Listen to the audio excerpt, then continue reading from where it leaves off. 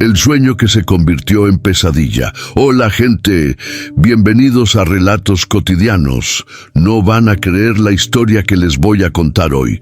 Es sobre cómo un condominio de lujo intentó destruir la vida de mi familia, específicamente discriminando a mi hijo autista de 8 años, Miguel. Pero no sabían con quién se estaban metiendo. Soy abogado especializado en derechos de las personas con discapacidad desde hace 15 años. Si ya pasaron por situaciones de discriminación o conocen a alguien en Massachusetts, el espectro autista, esta historia los va a dejar con la boca abierta. Pero antes de empezar, suscríbanse al canal y dejen su like, porque van a querer seguir cómo terminó esta batalla épica. Todo empezó hace 2 años, cuando mi esposa Laura y yo decidimos mudarnos al condominio Jardines Imperiales, un complejo residencial que prometía ser el paraíso para familias. Pagamos casi 2 millones de reales por una casa con patio amplio, pensando específicamente en Miguel. Ustedes necesitan entender. Los niños autistas necesitan rutina, espacios seguros donde puedan expresarse libremente. Miguel tiene sus estereotipias, movimientos repetitivos que lo ayudan a autorregularse, y el patio sería perfecto para eso.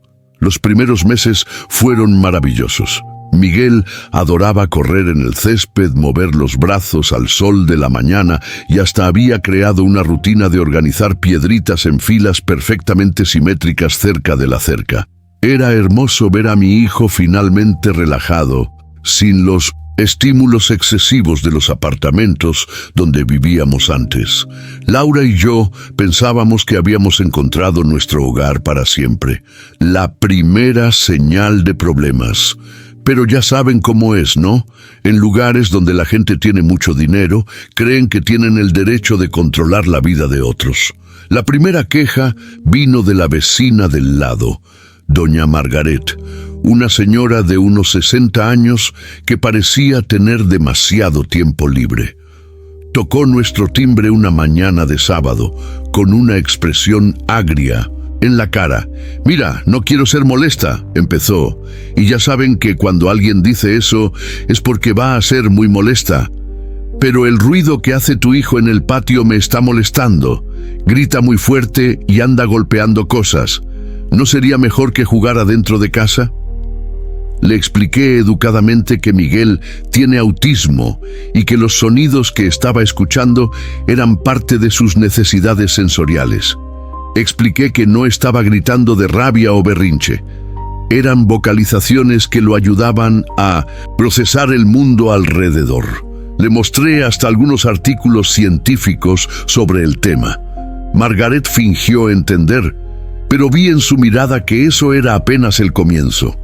2 semanas después, llegó la primera notificación oficial del condominio.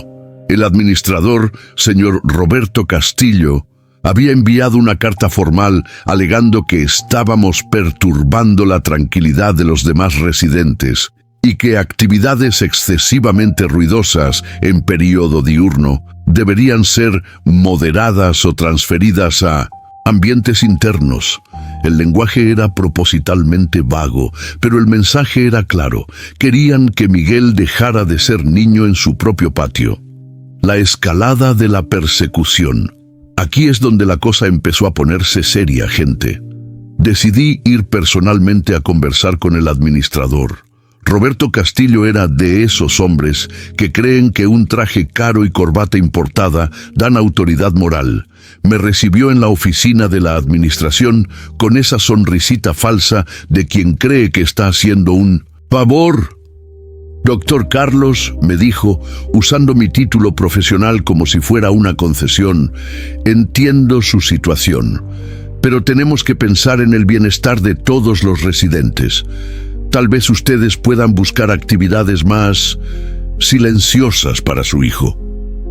Mantuve la calma y expliqué nuevamente sobre el autismo, sobre cómo funciona el desarrollo neurológico atípico, sobre la importancia de la estimulación sensorial adecuada.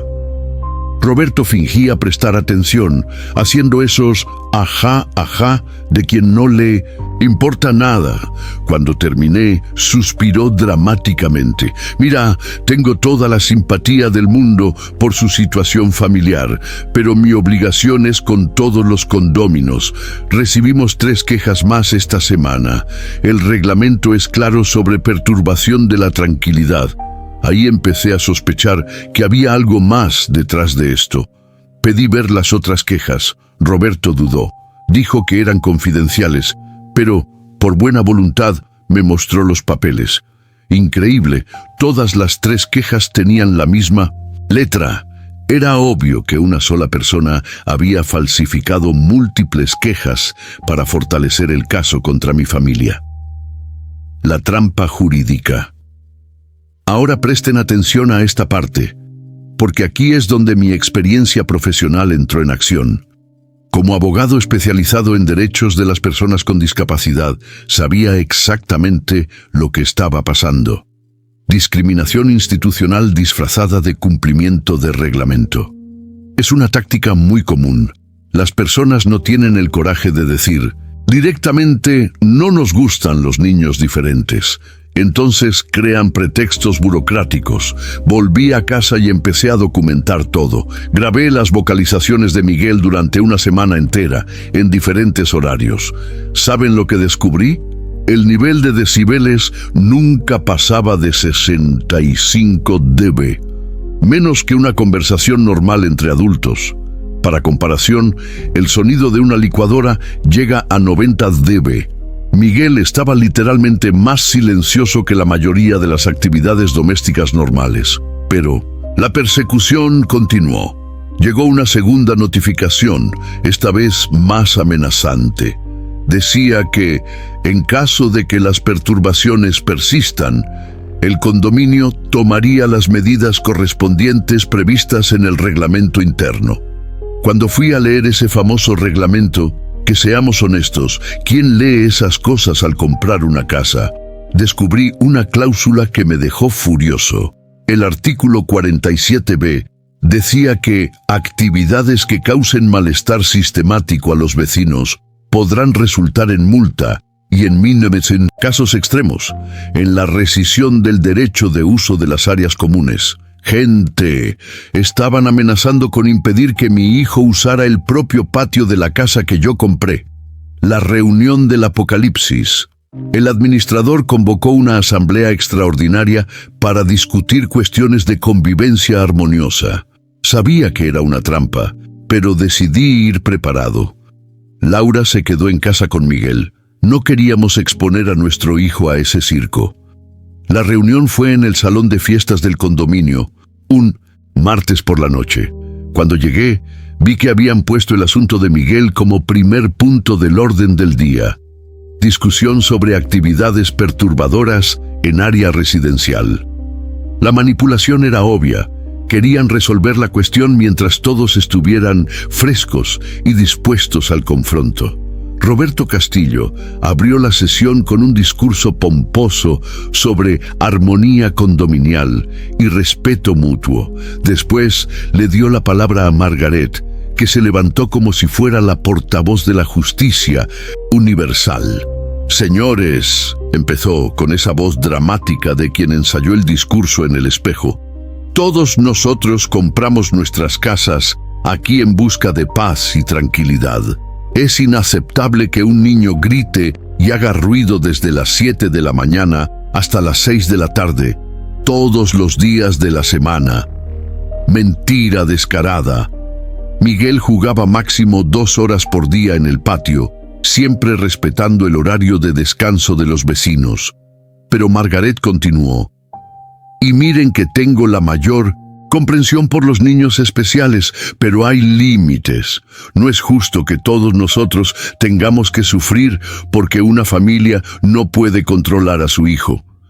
El término controlar me hizo ver rojo, gente, pero me mantuve calmado porque sabía que mi momento de hablar estaba llegando.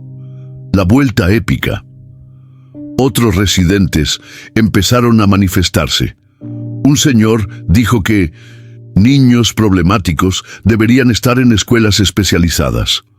Una señora sugirió que tal vez esa familia se sentiría más cómoda en un lugar más adecuado a su situación. Cada palabra era una puñalada disfrazada de preocupación. Finalmente, Roberto me dio la palabra. Me levanté, respiré profundo y empecé. Señores condóminos, mi nombre es Carlos Eduardo Méndez. Soy abogado especializado en derechos de las personas con discapacidad desde hace 15 años y padre de Miguel, un niño autista de 8 años. Debían haber visto la cara de la gente cuando me identifiqué como abogado especialista en el área. Roberto se puso pálido. Margaret tragó saliva, pero yo apenas estaba empezando. Primero voy a aclarar algunas cuestiones técnicas que parecen haber pasado desapercibidas.